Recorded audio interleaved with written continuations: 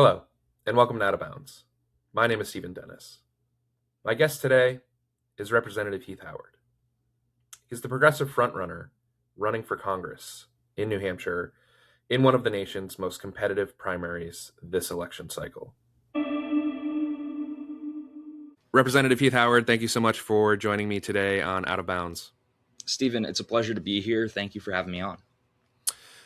So as my audience is aware, Out of Bounds is a space that is dedicated to expanding and elevating the discourse and diving deep into the ideas, issues, themes, questions that are shaping our politics and culture today.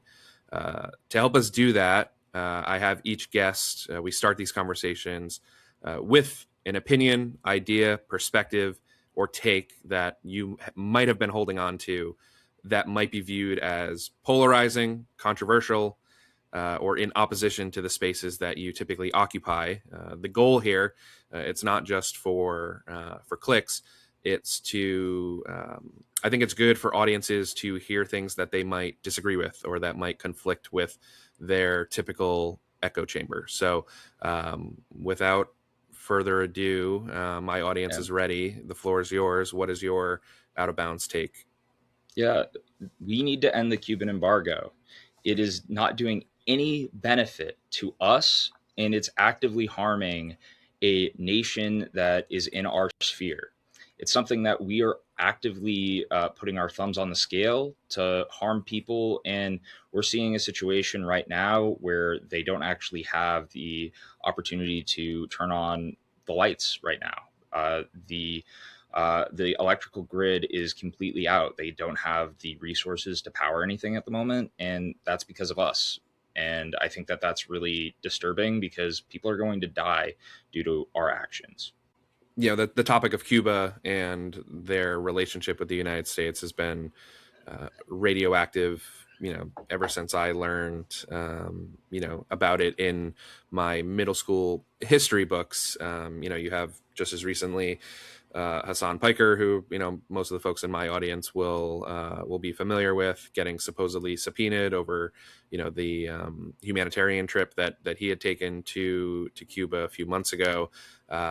So yes, definitely something that, again, similar to when I spoke to Arya earlier this week about Iran and just like the media narrative that's been built up over decades that many Americans and many in the West just kind of come to accept.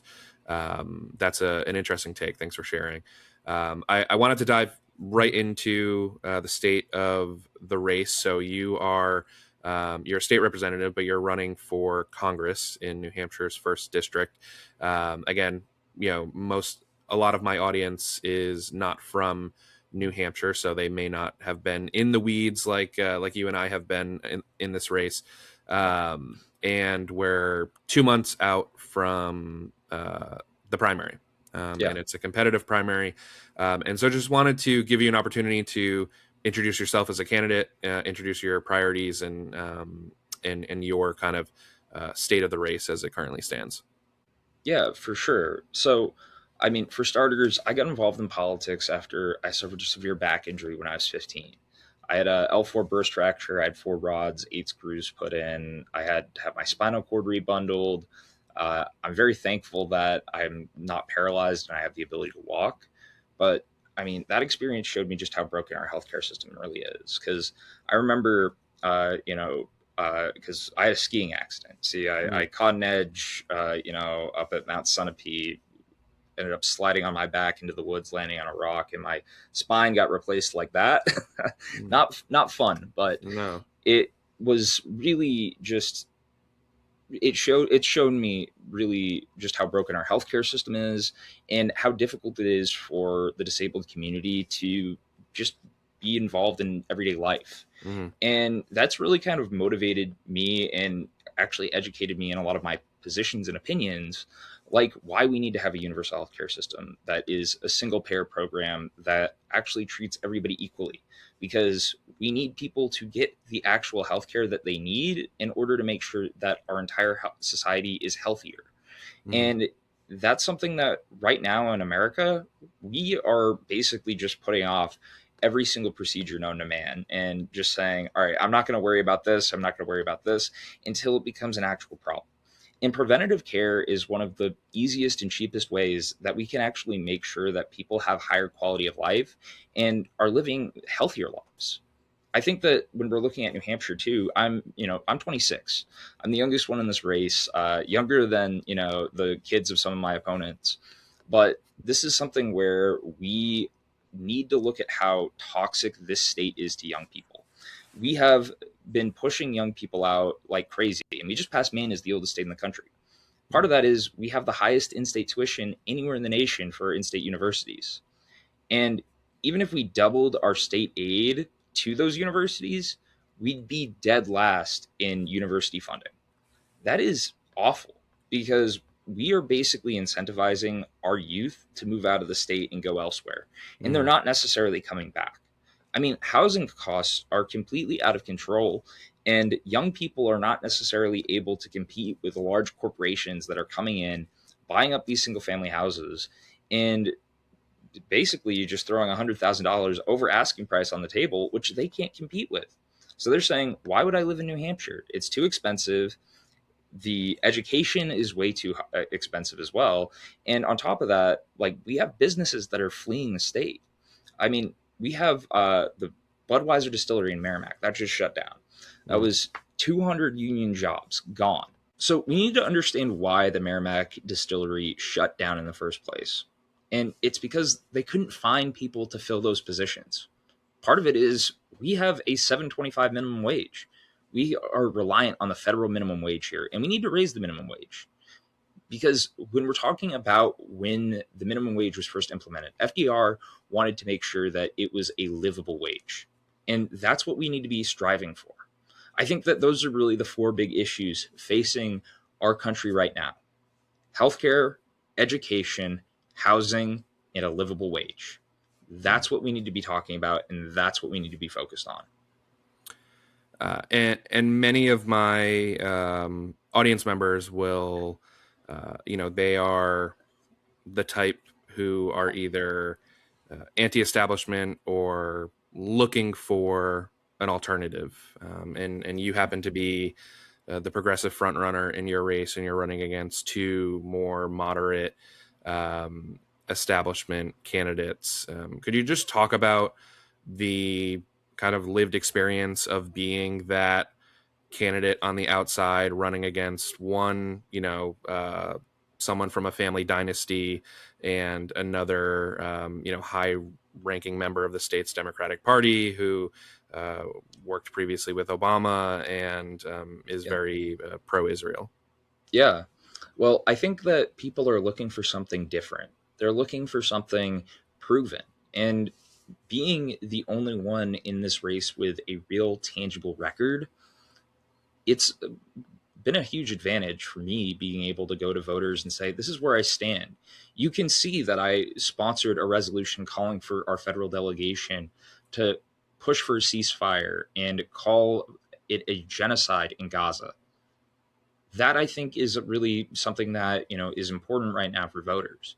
When we're talking about things like healthcare, like education, like a livable wage, housing, even things like energy or reproductive rights or our democracy, I have a voting record on. And that has been really easy to point to. Mm. I mean, I have a 100% voting record with Planned Parenthood and open democracy. I've got, a very poor grade from Turning Point. So, it's kind of one of those things where it's like, A badge of honor. some, badge of honor in some regards. But like, that's where I can easily go and say, look at where I stand. You know that you can trust me on these issues. And an A from the Political Integrity Index, which has been one of my kind of go-to Yeah. sources over the last year. For, I mean, as someone who really one of my driving issues has been money in politics, Yeah. and using that as a barometer has been a big influence on in shaping how I view things. And you're Yeah. seeing the hunger for clean campaigns that are completely Yeah. divested from corporate influence, growing even Yep. from your more moderate and establishment types. Yeah, exactly. I mean, I'll say this: I'm the only candidate in this race that has not received a max contribution. I've not been asking large donors for, huge sums of money. I've been asking average everyday people to support our campaign. And that's really a badge of honor in my view. I think that we need to be focused on everyday people. And we have a party in the Democratic Party and the Republican Party that are both beholden to corporate interests. Mm. And I think that that's a real problem. The Democrats, we were supposed to be the party of the people, and we have sold out. I think that right now, this election is a way that we can reclaim that, because when we're looking at how the Democratic Party has operated over the past 30 years, it has not necessarily been in the best interest of the working class. And that's driven people away from our party. If we want people to come back to our party, we need to stand for the values that the working class is looking for right now. And that means that people who are going to stand up for the economic viability to actually strive in this country, bringing back the American dream in a way that is actually tangible, Mm. not pricing people out of everyday items and basic education. I think that there is so much that we can do in this country. We just have to take those efforts. And that's something where this race in particular, I think, is it's a microcosm of the Mm. entire Democratic Party right now, where we have establishment picks who are throwing money at this race rather than actually going out and talking to the people. I was the only candidate to file via petitions rather than paying the fee to get on the ballot. I think that that's important because we've been out there doing the work, talking to the people, and doing it on a budget that is just a fraction of what my opponents are using. And despite that, we are still out competing a number of them that have been throwing hundreds of thousands of dollars at this race. And we haven't needed to, Mm. because the people are looking for a fighter and somebody that they can trust. And that's exactly what they're seeing in me. So, Heath, as I had stated when kind of introducing the last set of questions, you are the progressive frontrunner in this race for CD1 in New Hampshire.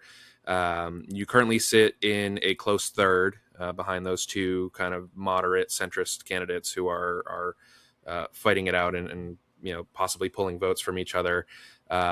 Being 2 months from the primary, the latest poll showed, I think, still 46 or 47% of Yeah. voters still undecided or still making up their mind. How do you plan on making the jump in the next 2 months to not only make the case to um, likely voters, but also folks that may be disaffected and sitting out on the sidelines?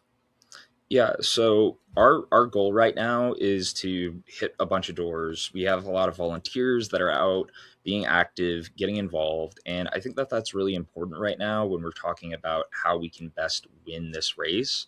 And that's going to come down to the fact that people are sick and tired of, the same old, same old. They're sick and tired of people throwing money in their faces. Like, I mean, I think that we got like what, 4 mailers this past week from one of the candidates, Mm. and it's like I know I've been I've getting quite a few. yeah, and like even still, like I've talked to people and they're like, oh yeah, it just went right in the trash, and Mm. it's like that's all it is. It's waste, and like there's not really a whole lot of position points on these mailers or on these pieces of content. And I think that's why people are looking at our campaign and saying, oh, he's actually got solutions. He's not just pointing out the problem, he's talking about how we can actually fix it.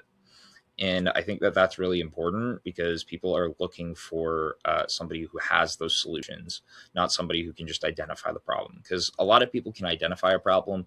You got to think in creative ways as to how you can fix that problem. And in assessing competitive primaries across the country, while there has been a lot of success as of late, there also could have been more. Yes. And there have been instances of kind of the you know progressive left flanks of these primaries vote splitting or failing to consolidate. Yep. And I'm just curious, from your perspective, looking at kind of the divisions and the lanes that folks are running in this primary specifically. As you said, it's very emblematic of kind of the fight within the Yeah. Democratic Party that currently exists. How do you envision that shaking out to ensure that, again, the person at the top of the ticket with the best chance to win and go on to Congress is a progressive who is someone who is opposed to Israel's genocide in Gaza, someone who is opposed to corruption and money in politics? Yeah, for sure. I mean, we've had a number of meetings and conversations amongst the candidates about consolidation, and I've made it very clear I'm willing to consolidate behind somebody if that's what is called upon. And I hope that the other candidates in this race are willing to do the same. We had one opportunity already, and I think that this is a situation where we're kind of seeing that this race is very winnable for us.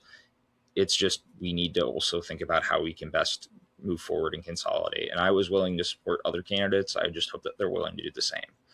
And so, Right. Again, it's not. I'm not a math guy, but the yeah. numbers seem kind of clear. Oh, With yeah. you Yeah. in a close third place, um, if all of the progressives in the race thus far banded together, you're in second place, possibly dead heat, considering the margin of error. So, that's Yep. something that I think is a great selling point moving forward.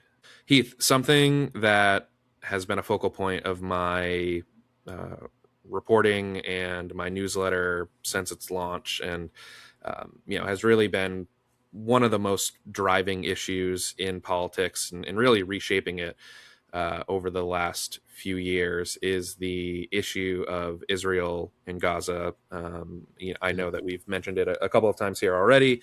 From their actions in Gaza to Israel and AIPAC's influence over American elections here, Yeah. to their influence in our involvement in the war against Iran. They have played a huge part in modern politics over the last few Yeah. years. I know that you've been an outspoken critic on Israel's actions towards Gaza and in the West Bank, dating years prior to October 7th, 2023. And you've never shied away from taking a stand for the people of Palestine. Putting aside, if you're able to, just kind of baking in the moral failure that is a genocide and what's been enabled with American tax dollars. How how do you make the connection, and how do you explain to voters what an elected official or a candidate for public office who refuses to call out said genocide and America's involvement in it, fails to acknowledge the influence that the Israeli lobby has over American elections and their support for the crackdown of free speech and protest rights in defense of said foreign government? What does Yeah. that say about their how they'll govern or how they'll legislate once elected if they can't take Yeah. those stands now? Yeah, I mean, I think that it's quite clear if you're not willing to take that stand. I mean, you could easily be bought and paid for, and I think that there are people who are being bought and paid for. I mean, obviously not everybody, but especially when you're a politician, I think that we especially have to have insight into how foreign policy is going to play out, because that's one of the things that we deal with on a day-to-day basis. And I do believe that our relationship with Israel is very toxic to a number of folks. I have a number of real concerns with how the Israeli lobby is kind of pushing for certain military actions within our government. The fact that like people are advocating to keep the authorization for use of military force, allowing Trump to kind of do whatever, attack, and bomb Iran yet Mm. again, like yesterday. And it's a situation where I do think that that's very problematic on a number of fronts, because we are opening up the opportunities for aggression without um, any sort of oversight, Mm. which is the whole purpose of our congressional delegations. And if you're, not only does it put us at a risky position, and make America more unsafe, and Yep. more at risk of potential retaliation, but um, it also, the longer that this conflict exists, it gives Trump this sense of, oh well, we're at war, so it gives me a bit more latitude to circumvent some of the constitutional processes that have been in Yeah, place. exactly. And that's where we have to make sure that any president, whether it's Trump, whether it's whoever comes next, Mm-hmm.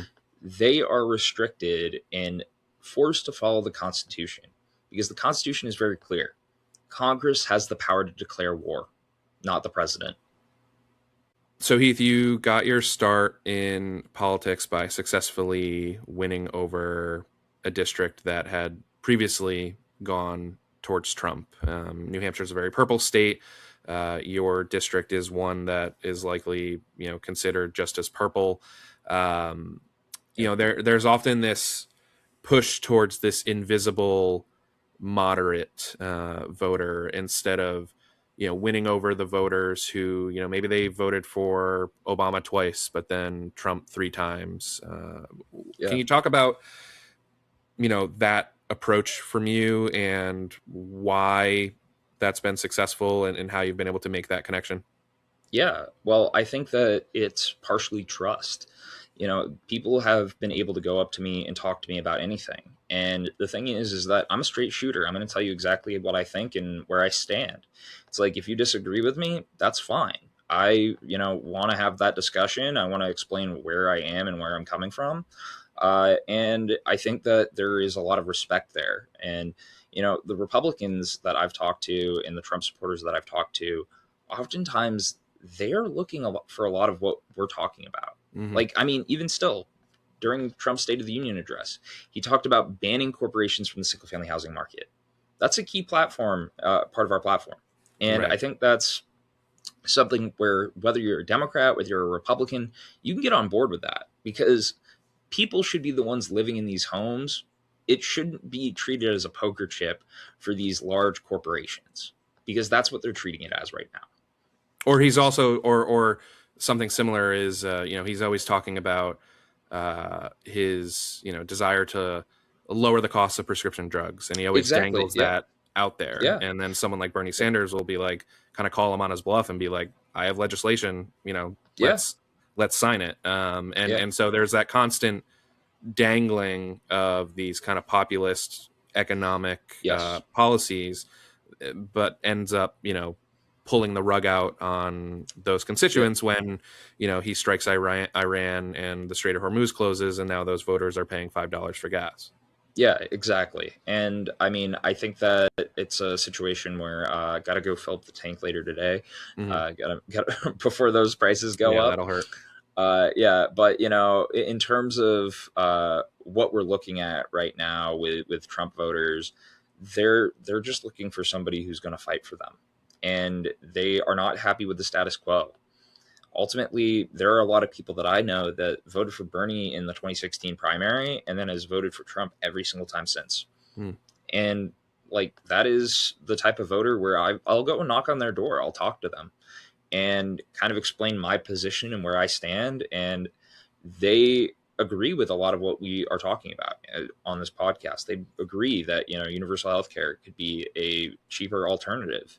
They agree that education could be easier if we had universal free trade schools. They could get a better paying job in a different sector of the economy that might be have more opportunities. And even still, like, there are so many people, regardless of how many times Republicans say, oh, let the free market do the free market, they agree with raising the minimum wage.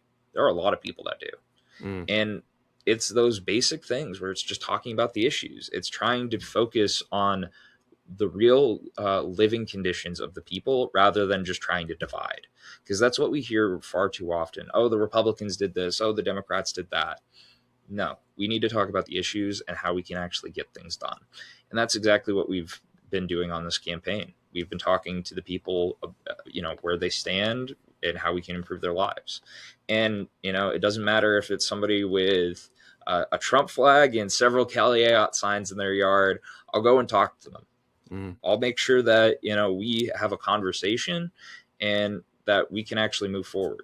I mean, as you saw already once during this interview, I got a call from one of my constituents, and I appreciate you allowing us to take a break and No, of course. to take that Constituent call. service is the most important thing. I know. But that's where I'm available to people, and they are reaching out, and they'll ask me to help solve some of their problems, and I'm willing to do that because that's ultimately what I was elected to do, to help the people, and I'm willing to do that whether it's here in Concord or down in Washington.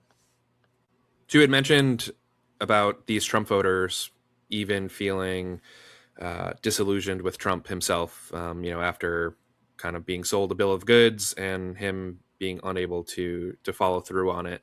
And you're seeing, a lot of candidates who, like in New York City, they were Trump voter, they were AOC, Trump, and Zoran voters. Like, again, trying to explain that to a political scientist, like, would break their brain. But, between the Republican Party and Trump not being able to follow through on his promises, to the feeling that the Democratic Party has left these folks behind, you are an endorsed candidate of the Democratic Socialists of America. They have had a recent string of successes across the country, in New York City and Colorado, New Jersey, Los Angeles, and some other close calls elsewhere.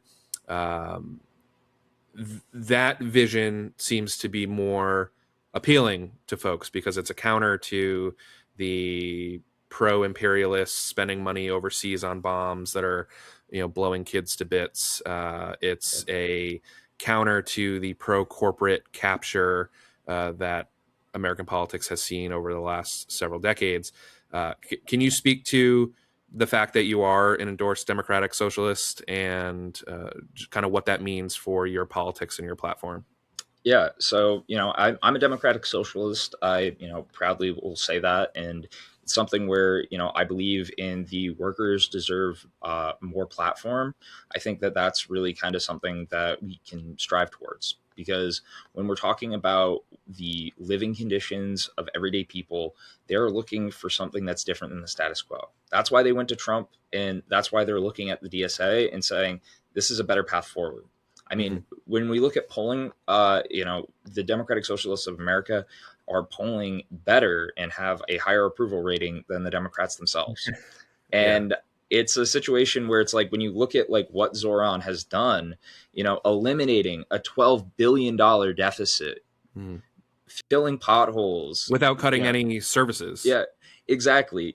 Helping provide that free childcare, moving forward with some free bus lines. He's actually fulfilling the promises that he ran on.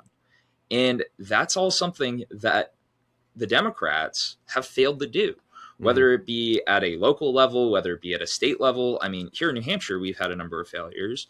And, at the federal level, even. It's been, promises made and failed to be kept. And that's where we need to pursue real changes in how we are doing things. And I think that the Democratic Socialists of America are the path forward to making sure that we can actually get policies that will improve the actual living conditions of everyday people. And I talk to some people who, are excited about the victory of Zoran and what he's been able to accomplish, but they say, it's New York City. This is a city that dominates attention, regardless of what is going on there.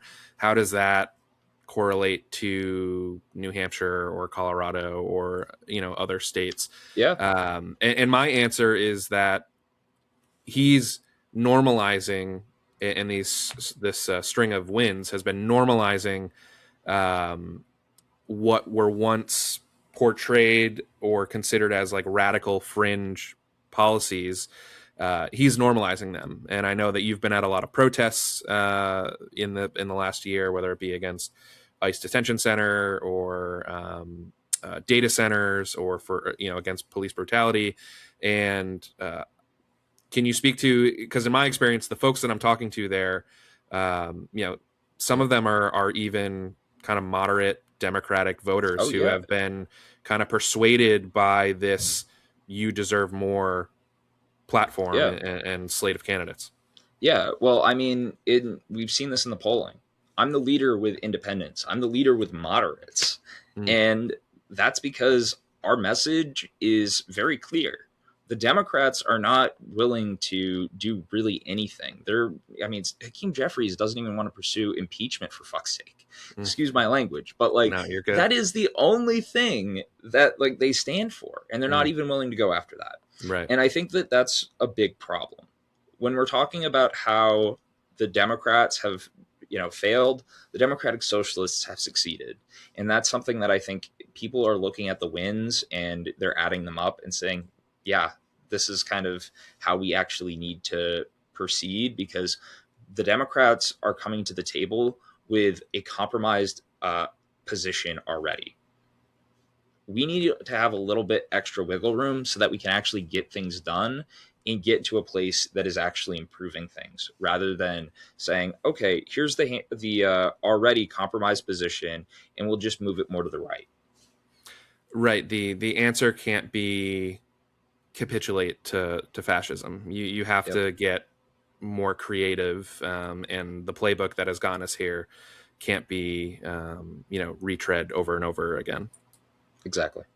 So, in talking about these recent successes of left flank campaigns across the country from Democratic Socialists and folks who are not, carrying that label but share a very similar platform, um, there's often this kind of mistaken notion that a Zoran Mamdani came out of nowhere, or a Claire Yep. Valdez came out of nowhere.